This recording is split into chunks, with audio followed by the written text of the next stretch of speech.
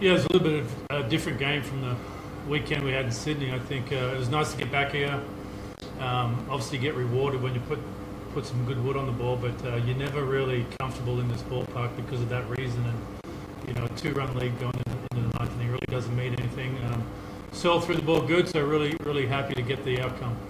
4 innings from your starter Bollinger, 4 innings from Taylor, and then your closer won the 9th inning. Was that the plan all along? Somewhere around that. It worked out really well. It would have been nice to get Bollinger 5 innings, but his pitch count was at that stage. I wanted to get him out there, and Corey's been throwing fantastically, so it worked out well. Get him into the 5th, get him the W, and get Searle the save. Next question is for Corey Taylor. 4 innings tonight, only 2 hits and 1.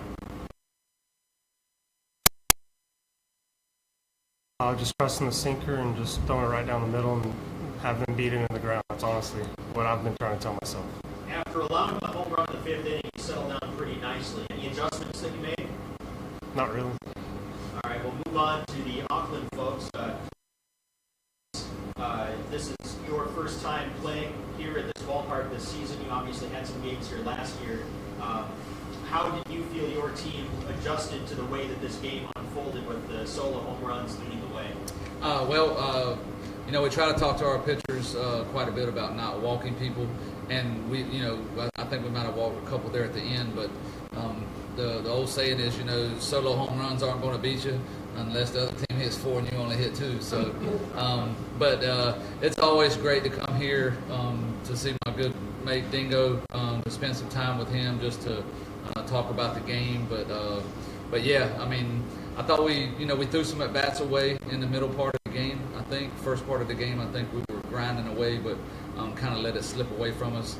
And we were, Golaski, the 3 mistakes he made, they hit him out of the ballpark.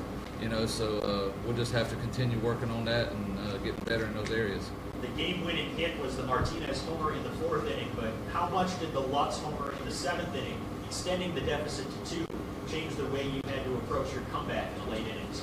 Well, like Dingo said, this ballpark, I don't care if you got a 7-run lead, you still, you feel like, you're still kind of in ball games a lot. But obviously, when something goes from one swing of the bat to you need a base runner and another swing, it makes it a little bit tougher. But we felt there in the 9th inning. Searle did a good job. We had the heart of our order up. We were only able to get 1 guy on base, so we've got to do better in those areas. Legoski struck out 7 over 5 innings. What was working for him tonight? I think his changeup. He was able to, especially with a heavy left-handed lineup. He was able to get some changeups over when he was he was always behind in the count. So he was able to get some changeups in there and get some soft outs. But the off-speed pitches he left up, they made him pay for it. For many of our viewers, this was their first time seeing Yujo Kitagata, and while he did walk a couple batters, he showed off that triple-digit fastball. What is there in him potential-wise, and where can he grow as a pitcher? Obviously, we see the velocity, and then when he throws that slider. And what you look at now in the big leagues, you got the guys, they're coming in and getting 3 outs, and that's basically what they're doing, using 2 pitches. And I think that's where the Dodgers see him with the fastball and the slider. And obviously we've got to get the fastball's hot, but we've also we got to get it in the zone more often. But sometimes it seems like when he throws that slider, it tends to get that fastball back in there for him. Next question is for Tuatara catcher Johnny Honza. You hit a solo home run in the 5th inning. Did you know that was gone off the bat? Yeah, kind of. I know with the field and the wind and everything. You were catching this game. You caught a couple of different pitchers. How did you call the game, knowing the way, again, this game unfolded with all the solo home runs being hit? Yeah, we talked before the game. Talked about the field and try not to leave anything out over the plate, try to get ahead and look over, and these guys are giving signs occasionally.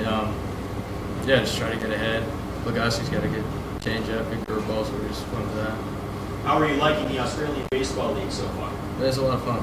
Yeah. All right, we'll wrap it up with a question for each manager talking about what's to come in the series. David, you're now undefeated at home, 5-0 here at One Hub Stadium. What are you looking for out of your next few games to tomorrow with Rick Teasley on the mound?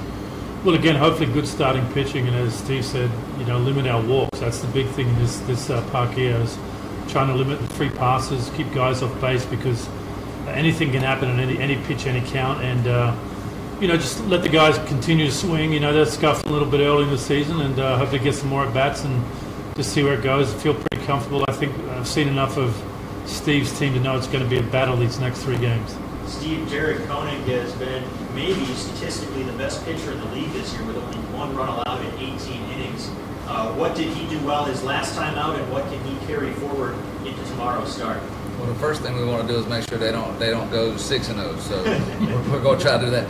No, he can command his fastball. He has elite command of his fastball, and then with his off-speed pitches, he's able to navigate around and then make his fastball a little bit better. So we're expecting him to go out and hopefully. Like Dingo said, we want our starting pitchers to get us into games. We feel like if we can get our starters, and you get your starters into the 5th, 6th inning of ball games, you feel like you have a chance to win. So obviously we'd like to, maybe play with the lead. It seems like we do a lot better that way.